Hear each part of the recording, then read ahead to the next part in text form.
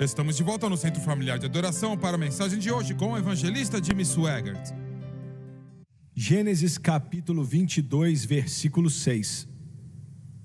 E tomou Abraão a lenha do holocausto e pô-la sobre Isaque seu filho. E ele tomou o fogo e o cutelo na sua mão. E foram ambos juntos. Então falou Isaque a Abraão seu pai e disse: meu pai.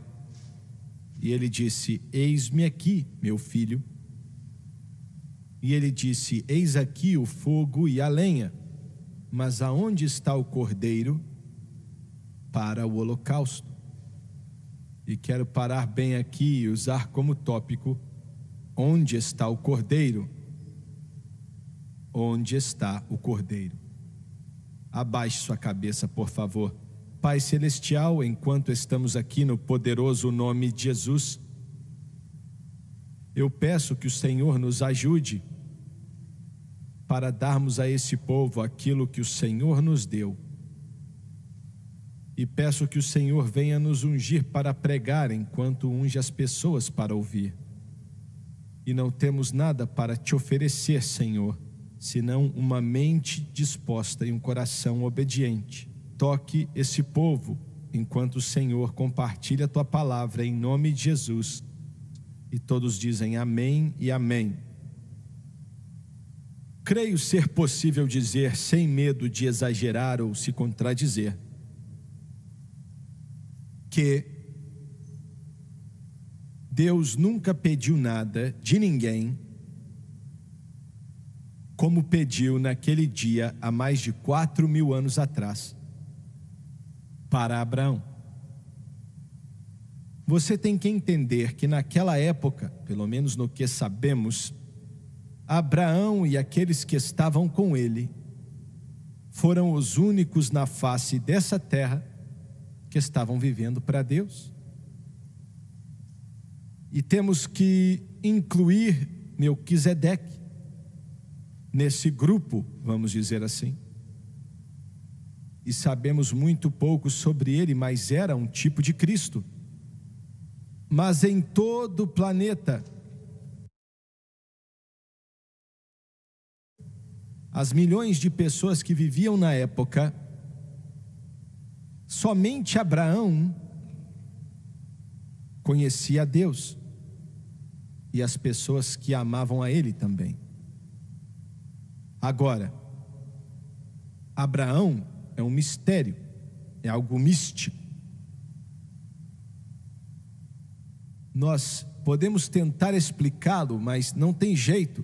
Por exemplo, ainda que o Senhor tenha dado detalhes a respeito da conversão do apóstolo Paulo a caminho de Damasco, na época chamado de Saulo, talvez a maior conversão que o mundo já conheceu. Mas ele não conseguiu nos dar informação alguma sobre Abraão e como ele saiu da idolatria. Josué escreveu um sírio pronto a perecer. Sua família fazia ídolos. Eles eram fazedores de ídolos, do deus Ur, o deus da lua. Mas de alguma forma, Deus falou com esse homem. Como foi? Alguns dizem que o filho de Noé, Sem, testemunhou para ele, mas não temos prova disso. Mas seja como tenha sido, que a palavra veio até o grande patriarca, foi tão poderoso, que ele tirou sua família de uma das cidades mais avançadas do mundo naquela época e os levou para uma terra chamada Canaã e viveu em uma tenda o resto de sua vida. Eu quero repetir: vindo de um lugar luxuoso, vindo de um lugar moderno de acordo com o modernismo daquela época, vindo de uma casa confortável, indo morar em uma tenda o resto de sua vida, buscando uma cidade que o construtor e arquiteto é Deus. A luta tinha sido intensa. E nessa luta, Abraão às vezes falhou. A luta era a seguinte: era a coisa mais importante na face da terra, que para que o homem fosse redimido, salvo e fosse tirado desse buraco do pecado e da vergonha, a raça perdida dos filhos de Adão, para que eles fossem salvos, Deus teria que se tornar homem. Falando da encarnação. E para que isso acontecesse, ele tinha que ter um povo pelo qual esse Redentor pudesse vir. E ele teria que levantar esse povo, porque não existia outro na face da terra. Então, dos lombos de Adão e do ventre de Sara, essa criança milagrosa nasceria, Isaque. E Isaque vai ser o nome da sua semente. Me perdoem, muçulmanos, mas ele não disse Ismael, ele disse Isaque.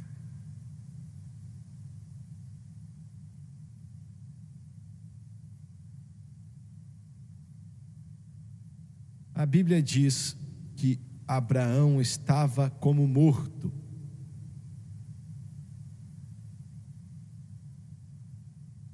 Como Sara ia dar à luz a uma criança com 90 anos de idade. Como Abraão ia ser pai com 100 anos de idade.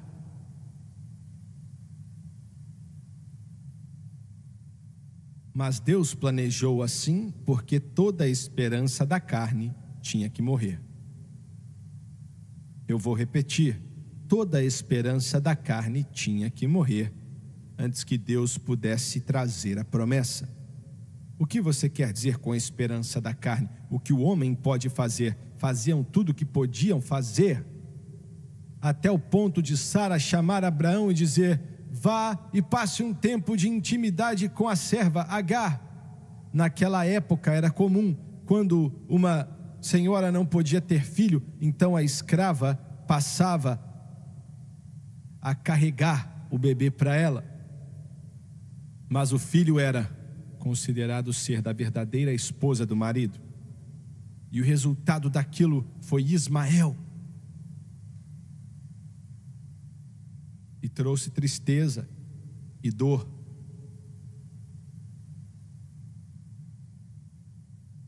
E Deus visitou com 2 anjos a tenda de Abraão.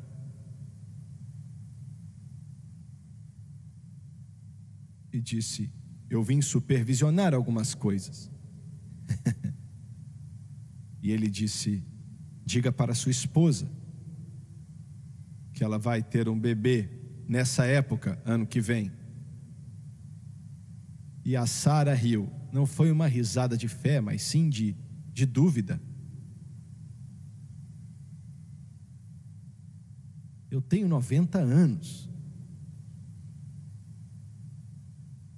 Eu nem vou dizer o que estava para dizer. E o Senhor chamou a atenção dela e disse: você riu? E ela disse: não ri não. E ele disse: mas riu sim.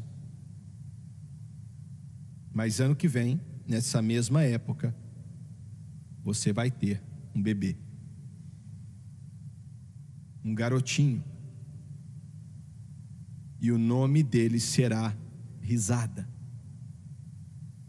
É o que Isaque quer dizer, risada. Aleluia. Cuidado com o que você diz, hein?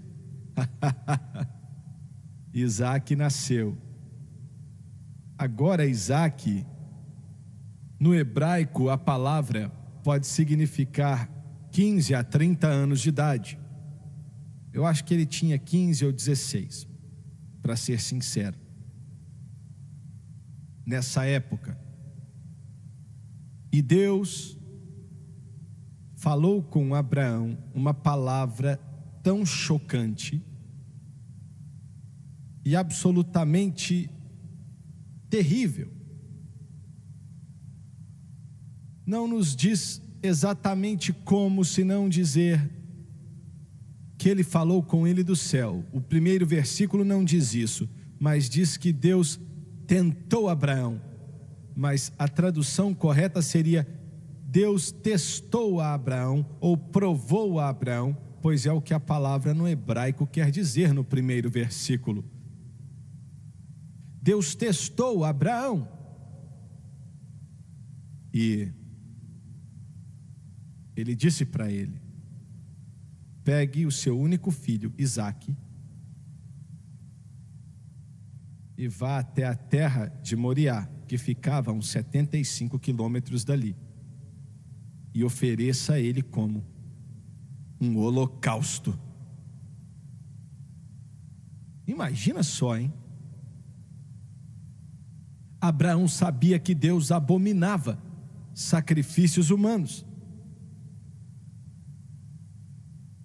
Mas agora Deus estava dizendo para Abraão: pega esse filho que você tanto ama e vá oferecê-lo como um holocausto.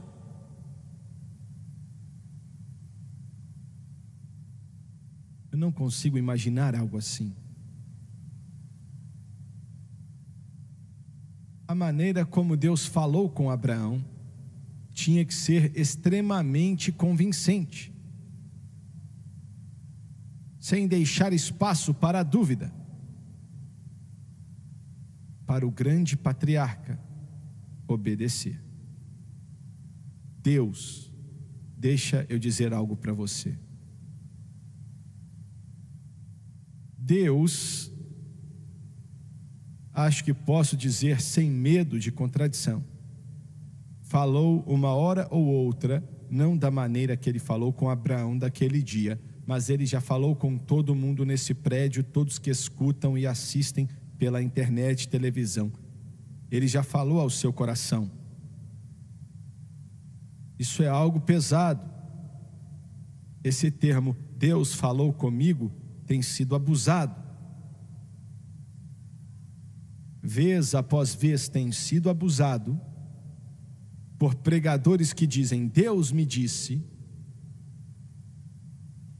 Com alguns ele falou, mas com a maioria não. Eu estive diante de você há 1 ano e meio atrás e disse que Deus tinha falado comigo e me falado para começar uma rede de televisão. Uma rede de televisão que tocaria esse mundo. E quando ligamos para as pessoas que podem garantir alguns canais, porque é muito diferente de comprar tempo para o programa que tínhamos 1 hora por semana ou 30 minutos por dia. Você vai e compra o tempo dos canais. Mas um canal com programações 24 horas por dia, 7 dias por semana, tem que passar pela comissão de comunicação em Washington. É como se você comprasse uma estação inteira. E eles disseram: não existem mais canais disponíveis para os outros. Mas quando Deus fala algo, aleluia, quando Deus fala algo, eu disse quando Deus fala algo, e eu disse: faça o seu melhor. E de maneira maravilhosa, 30 dias depois que pedimos isso, uma das grandes redes de televisão de marketing faliu e disponibilizou canais por toda a nação.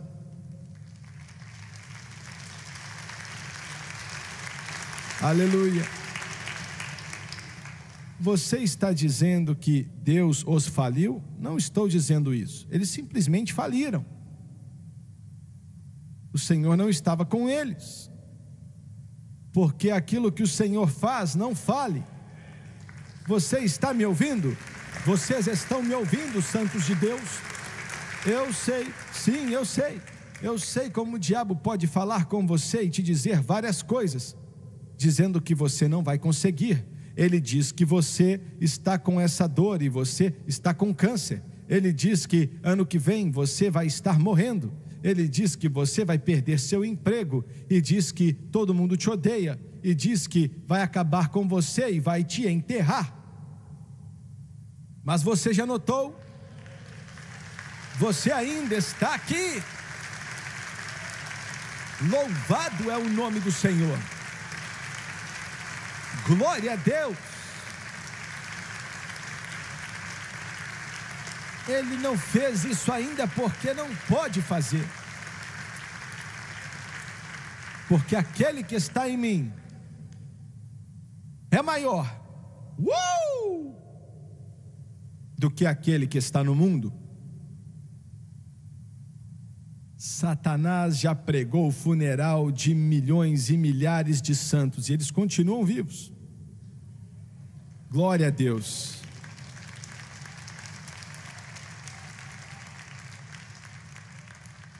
Hoje estamos em 62 milhões de casas nos Estados Unidos, 14 milhões no Reino Unido,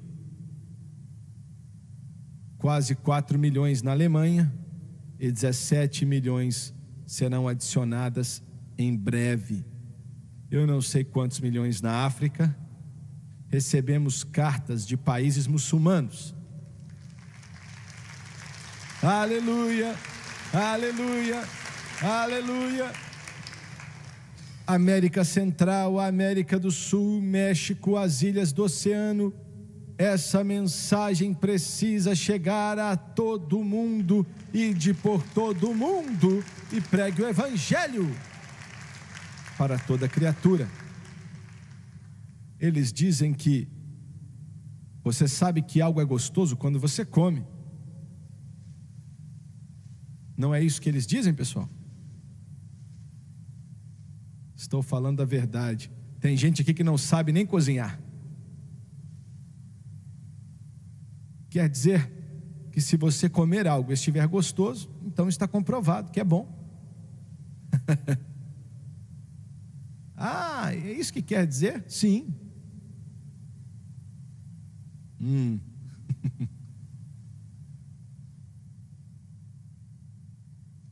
Um ano e meio depois, estamos em quase 100 milhões de lares. Isso diz que Deus falou conosco. Aleluia. Glória a Deus. E o que Deus falou para Abraão fazer foi tão chocante. Pegue o seu filho,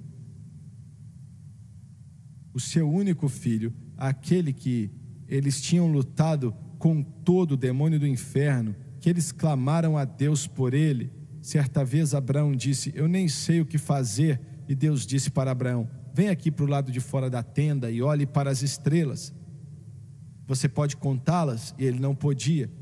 E então Deus disse: a sua progenitura, ela será como as estrelas do céu. E ele nem tinha filhos na época. E tudo isso tinha a ver com a vinda do Messias. E Deus falou para ele oferecer o seu único filho. Não sabemos se ele contou para Sara.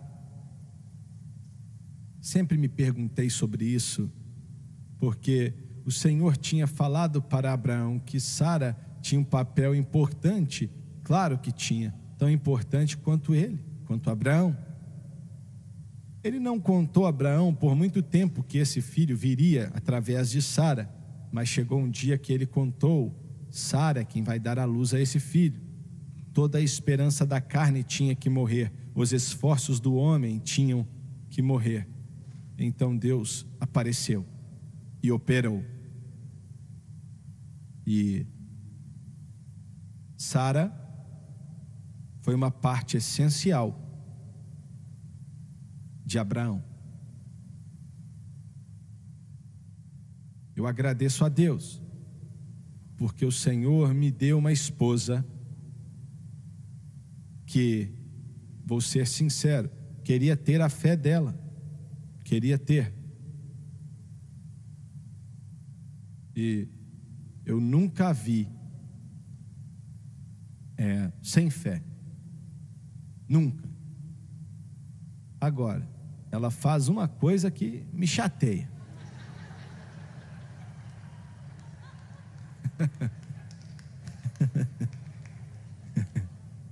Ela sempre diz: você tem certeza que podemos pagar por esse canal?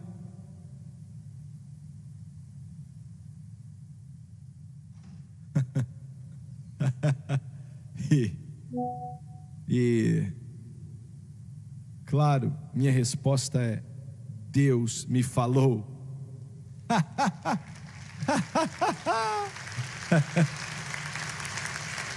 Ai, aleluia.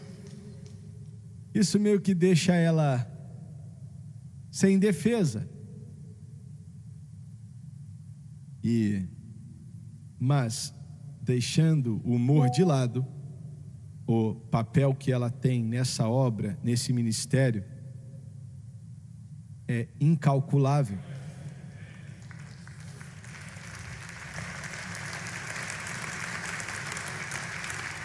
Uma mulher tem uma intuição maior do que um homem. Uma mulher pode ler as pessoas mais do que um homem pode. Olha, alguém me fala sim, e eu digo que maravilha, e a Francis diz: ele está mentindo.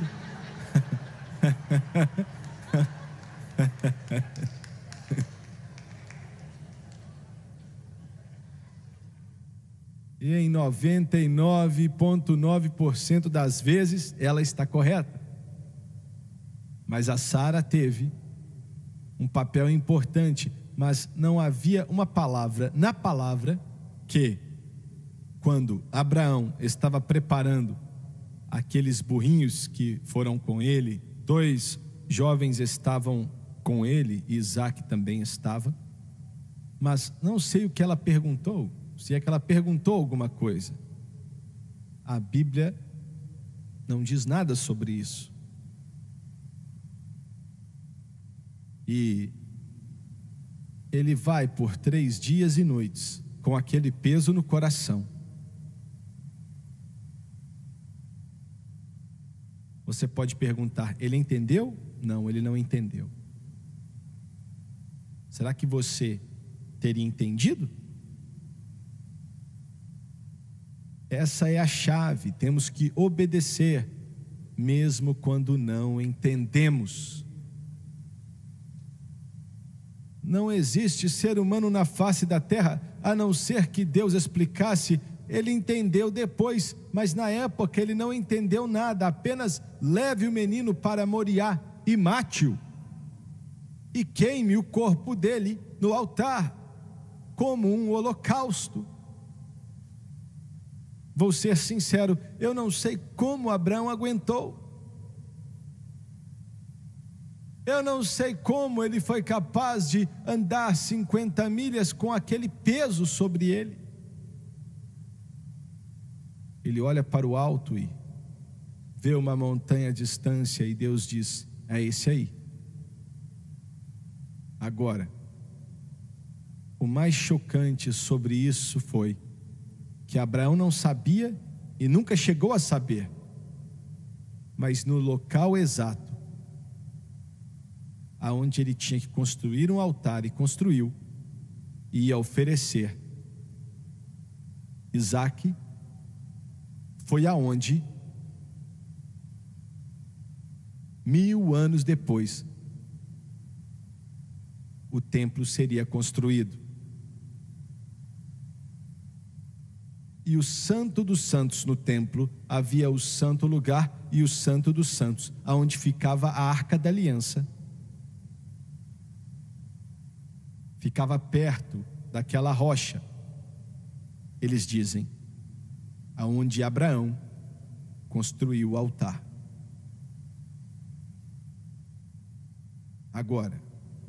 Eles pararam. E ele deu a madeira que trouxe consigo para Isaque. Ele pega o fogo que eles já tinham acendido e um recipiente em suas mãos, e diz para os servos que estavam ali: fiquem aqui, eu e o rapaz vamos subir para adorar, e nós iremos voltar. Entendeu a terminologia? Duas coisas aqui.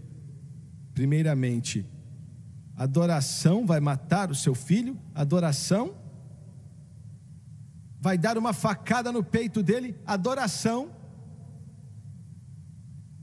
vai queimar o seu corpo até virar cinzas em um altar. Isso é adoração.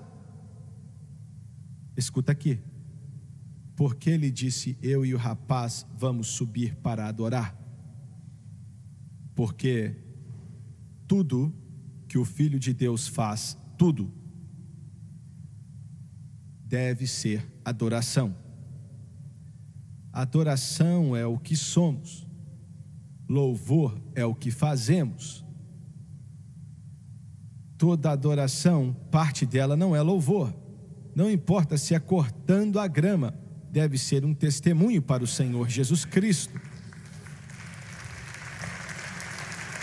Olha, se você está trabalhando no McDonald's e é isso que você consegue, seja o melhor fazedor de hambúrguer que o McDonald's já viu e faça isso para o Senhor. Tem alguém me entendendo aqui? Toda parte de você, tudo que você faz, o que você é, tem que ser adoração. Adoração é o que somos, louvor é o que fazemos. Quando nosso escritório era do outro lado da cidade, contratamos um jovem, não me lembro qual era a posição dele, mas toda vez que eu passava por ali, ele estava louvando ao Senhor. E ele não estava trabalhando como deveria, porque toda vez que a gente tinha que mandar uma carta, ele orava por ela. E depois de um tempo, a carta pode até ficar mais cara, não é? E toda vez que eu passava ali, ele estava: Jesus, abençoe esse CD que estamos mandando, e glória a Deus. Você pode dizer: isso é maravilhoso, a não ser que você esteja pagando o salário dele.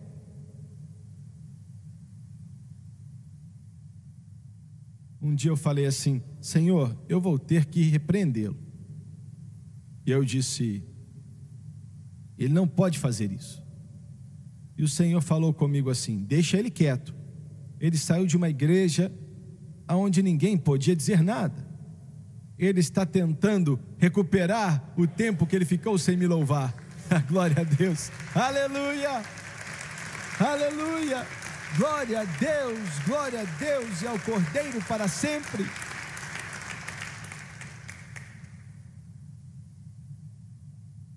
E nós vamos voltar. Até aqui, Abraão acreditou que Deus ia levantar aquelas cinzas dos mortos. E disse: vamos oferecer um holocausto.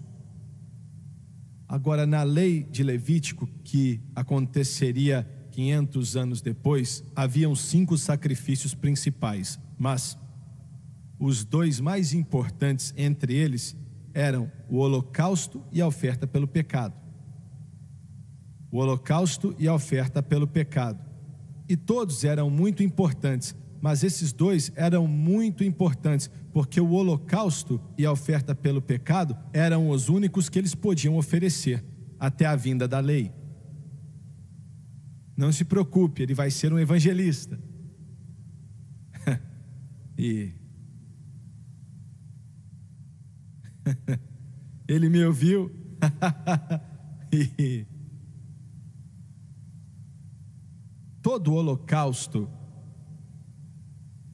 era o Senhor dando a perfeição dele para você. Isso não é lindo? A oferta pelo pecado é você entregando todo o seu pecado para ele. Meu Deus, você tinha que bradar. A oferta pelo pecado é a gente entregando todos os nossos pecados para ele. E o holocausto é ele devolvendo toda a perfeição dele para mim. Meu Deus do céu, glória a Deus. E a Bíblia diz que Abraão construiu um altar.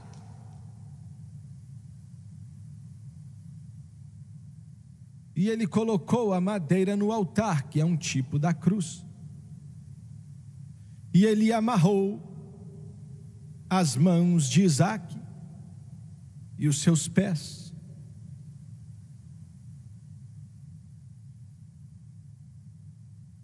E o deitou no altar. E nessa hora Isaque sabia o que estava para acontecer. Isaque disse: Senhor,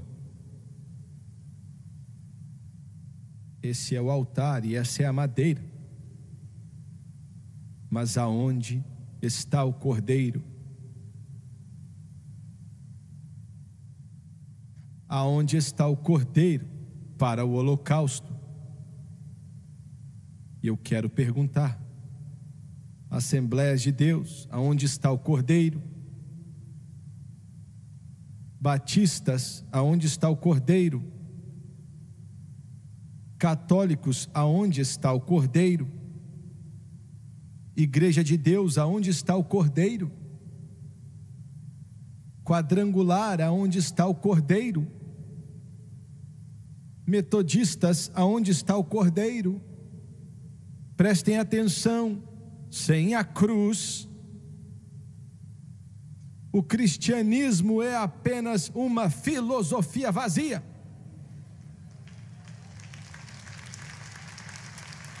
Aonde está o cordeiro? As igrejas abraçaram a psicologia humanista, mas a pergunta é: aonde está o cordeiro? Somente através do cordeiro, João Batista clamou: eis o Cordeiro de Deus, que tira o pecado do mundo. Somente pela cruz, o bêbado pode ser liberto. Aonde está o cordeiro? Somente pela cruz, o viciado em drogas pode largar a cocaína e a heroína. Onde está o cordeiro? Somente através da cruz, a pessoa pode largar o cigarro. Aonde está o cordeiro? Somente pela cruz. O que cantamos aqui, sua vida pode ser mudada. Aonde está o cordeiro?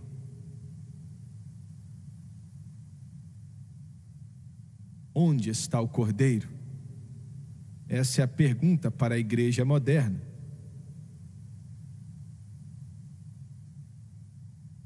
Alguns aqui já tentaram os centros de reabilitação. Vocês tentaram ir para lá, não valeu de nada e não vai valer. Mas eu te apresento alguém que pode mudar sua vida.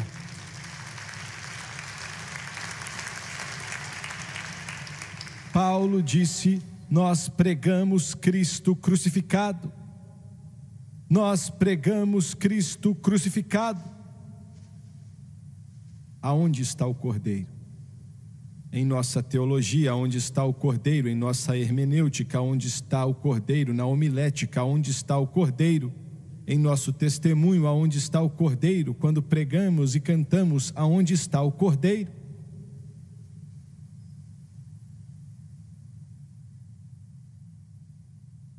Abraão disse: filho, e eu amo isso, Deus vai prover. Aleluia. Louvado é o nome do Senhor Jesus. Deus vai providenciar, Ele vai prover o Redentor que vai mudar esse mundo e o Salvador que vai tirar os homens dos cativeiros, das trevas e do pecado. Ele vai trazer a resposta que precisamos, a solução, e essa solução é Jesus Cristo e Ele crucificado.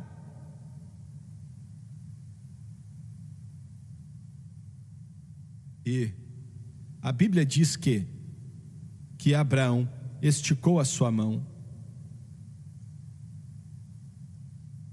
Alguém tem uma faca aqui? Algum homem com uma faca no bolso? Se tem uma mulher aqui com uma faca no bolso, Deus abençoe o seu marido, hein? Bem, quando você foi salvo, você jogou a faca fora. E ele levantou a mão para matá-lo. Chegou muito próximo. Era o último momento. Levantou a sua mão e o músculo ficou até duro.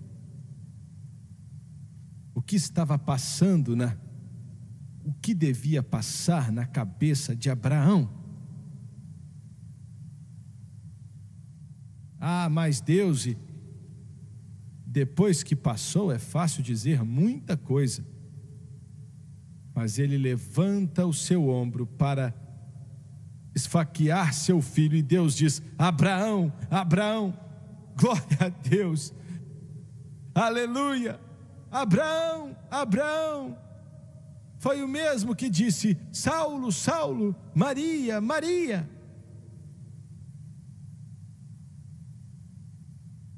E você foi longe bastante. E olha para lá, tem um carneiro preso no arbusto. Vá buscá-lo e oferecê-lo. Você pode dizer o que você quiser. Eu acho que tem gente aqui que você é muito cego espiritualmente falando. Se você visse o mar vermelho se abrir, você ia dizer: legal. Mas eu garanto para você que Isaac e Abraão tiveram um tempo de louvor a Deus, bradando, glorificando a Deus e ao Cordeiro para sempre, aleluia. Eu creio que Abraão começou a pular naquele monte dizendo: glória a Deus, e começou a dizer: Jeová Jiré, Jeová Jiré, Jeová Jiré. Louvado é o nome do Senhor Jesus.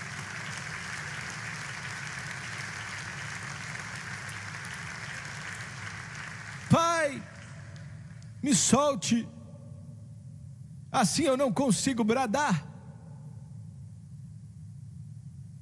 Como você sabe que fizeram isso? O que você teria feito? O que você teria feito?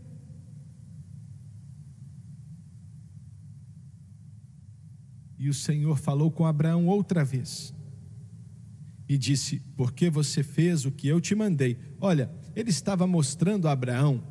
Eu preciso de uns 10 sermãos aqui para pregar isso, mas ele estava mostrando a Abraão como o homem seria redimido. Seria pela morte, a morte do único Filho de Deus. Mas ele não disse para Abraão a maneira como a morte aconteceria. Isso veio para Moisés. Acho que é no capítulo 15 ou no 21, não lembro qual de Números, como a morte aconteceria. Mas ele disse para Abraão que tem que ser através da morte, mas a morte de um sacrifício perfeito, que seria o seu único filho. E então ele falou outra vez e disse: Abraão, porque você fez o que eu te mandei. Ele disse 3 coisas para ele. Primeiramente, eu vou te abençoar, e eu vou abençoar tudo que estiver conectado com você. E eu quero dizer algo para vocês. Eu tomo essa bênção para mim. Você pode perguntar: e a gente? Você também? Pois Paulo disse que somos filhos de Abraão. Glória a Deus. Eu estou na família, eu quero a bênção, eu tenho a bênção, eu vou conquistar a bênção. Ele já me deu a bênção, a bênção, a bênção.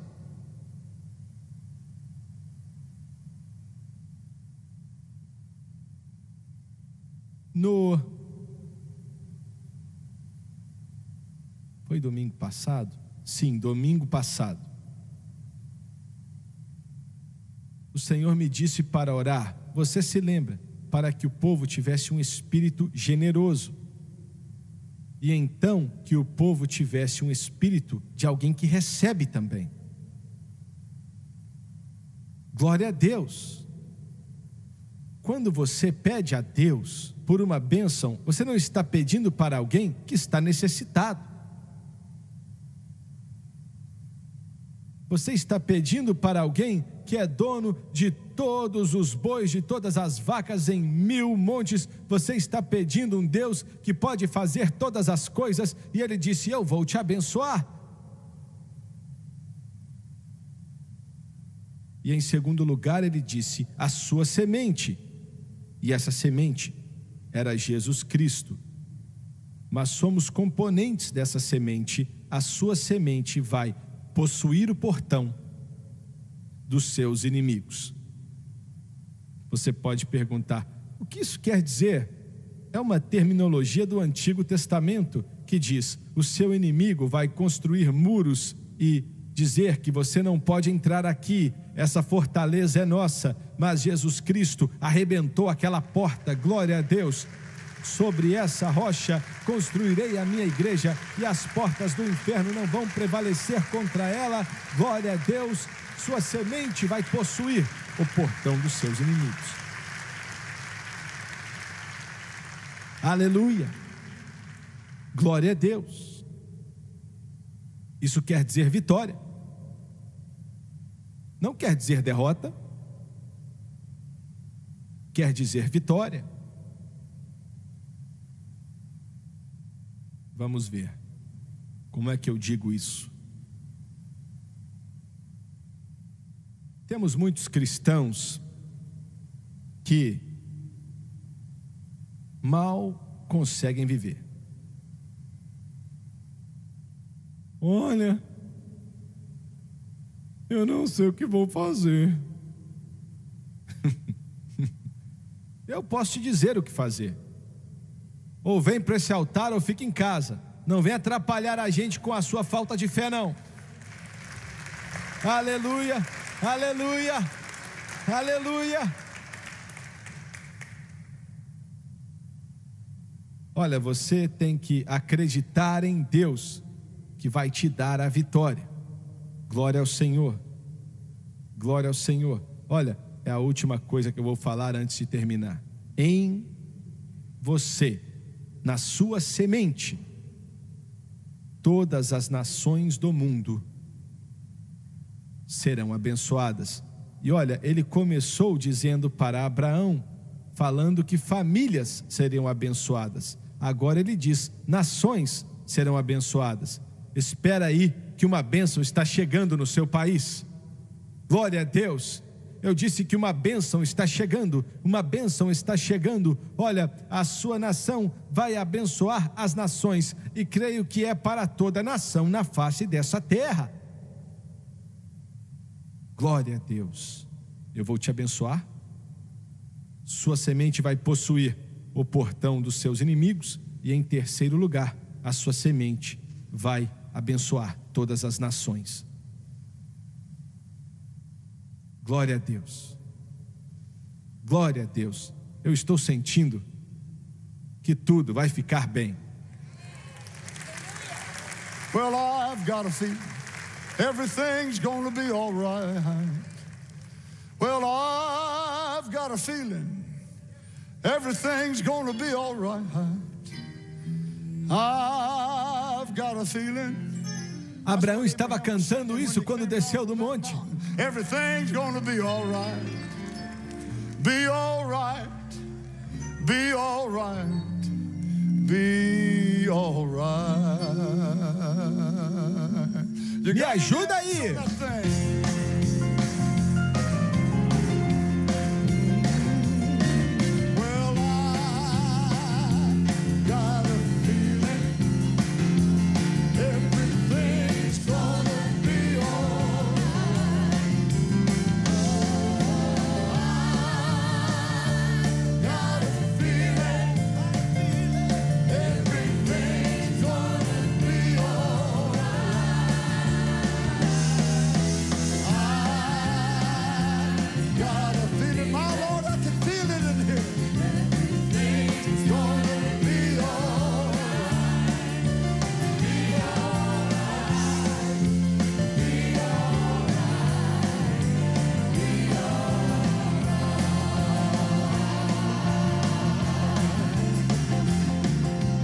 Deus enviou Moisés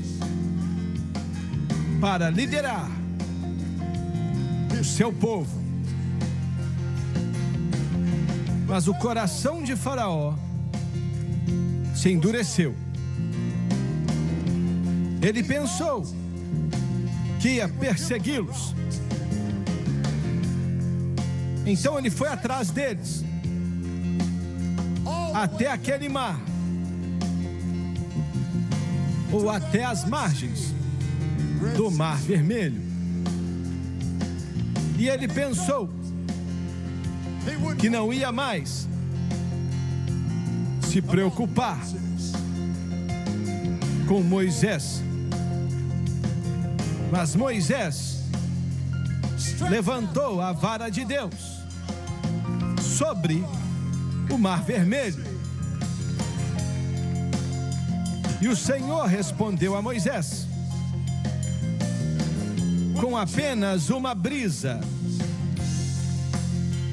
E posso ver Moisés agora com um sorriso no rosto, dizendo para as pessoas de forma muito graciosa: